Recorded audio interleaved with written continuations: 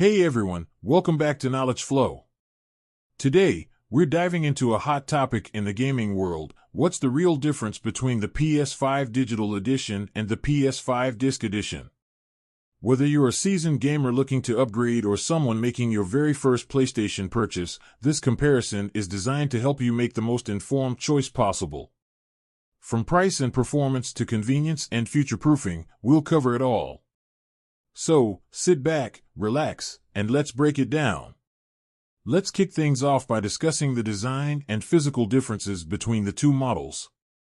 The PS5 Digital Edition and the PS5 Disc Edition are practically identical at first glance. Both consoles feature the same sleek, futuristic design that Sony is known for, with those bold white panels and the glowing blue LED lights. However, if you look closely, there's one key difference. The PS5 Disc Edition has a built-in disc drive, while the Digital Edition does not. This gives the Digital Edition a slightly slimmer and more streamlined look. It's not just about aesthetics, though. The absence of the disc drive makes the Digital Edition a little lighter too, around 0.8 pounds lighter to be exact. Now, 0.8 pounds might not sound like much, but if you're someone who moves your console around a lot, maybe between different rooms or taking it to a friend's place, that weight difference could make it slightly more convenient. Still, both consoles will take up about the same amount of space in your entertainment center, and they share that iconic vertical or horizontal positioning option. Next up, let's talk about price, which is often a major factor for many buyers. As of now, the PS5 Digital Edition comes in at around $100 less than the Disc Edition. For many, that lower price point is very appealing, especially if you're trying to get into next-gen gaming without breaking the bank. But, before you let that price difference sway you too quickly, consider what you might be sacrificing for that initial savings. The $100 you save on the Digital Edition could end up being offset in other ways, especially when it comes to purchasing games. Let's dive into that next. When it comes to how you experience games, the Disc Edition offers a lot more flexibility. With the Disc Edition, you can purchase physical copies of games, which can often be found on sale, used, or even borrowed from friends. One major advantage of physical games is that you own a tangible copy. You can trade it, sell it once you're done, or even display it proudly on a shelf, something that die-hard collectors love.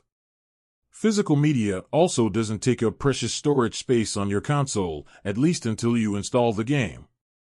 On the flip side, the Digital Edition is entirely reliant on downloading games from the PlayStation Store.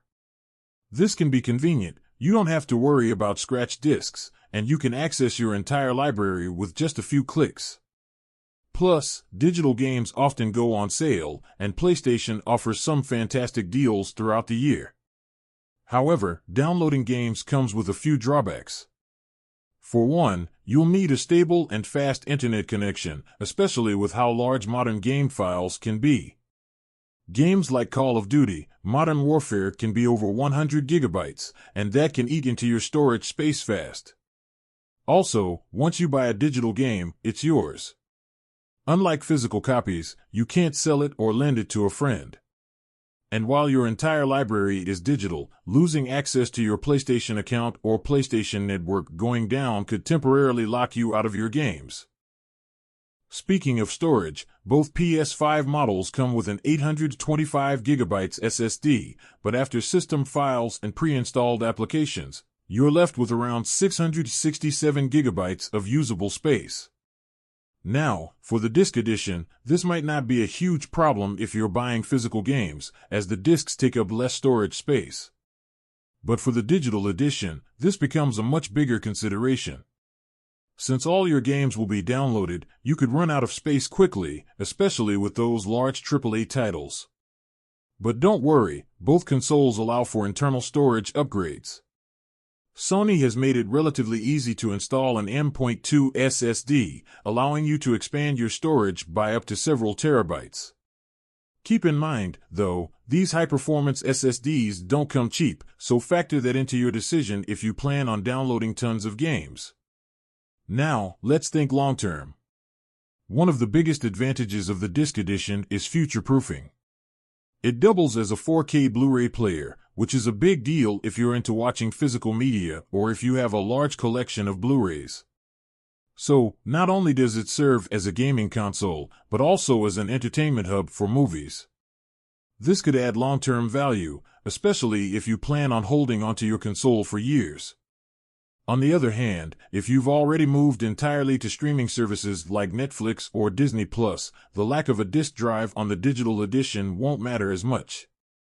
Resale value is another thing to think about. Consoles with disc drives tend to hold their value better on the second-hand market. So, if you plan on upgrading to the PS6 one day, the disc edition might give you more bang for your buck when it's time to sell or trade in. So, there you have it. Both the PS5 Digital Edition and the PS5 Disc Edition come with their own sets of advantages and trade-offs. The Digital Edition offers a sleeker design and a lower price, but you'll be fully committed to digital-only purchases and rely more on storage. Meanwhile, the Disc Edition provides greater flexibility, the ability to play physical games, and the bonus of being a 4K Blu-ray player. At the end of the day, your decision should reflect your gaming habits and entertainment needs. Are you someone who loves the convenience of digital downloads and doesn't mind managing storage? Or do you prefer having the option to buy, sell, and lend physical games, and maybe even enjoy the occasional Blu-ray movie? Let me know in the comments below which PS5 model you're leaning towards and why. I'd love to hear your thoughts. And, as always, don't forget to like this video, subscribe to Knowledge Flow, and ring that notification bell so you never miss out on our latest content. Thanks for watching, and I'll see you in the next video.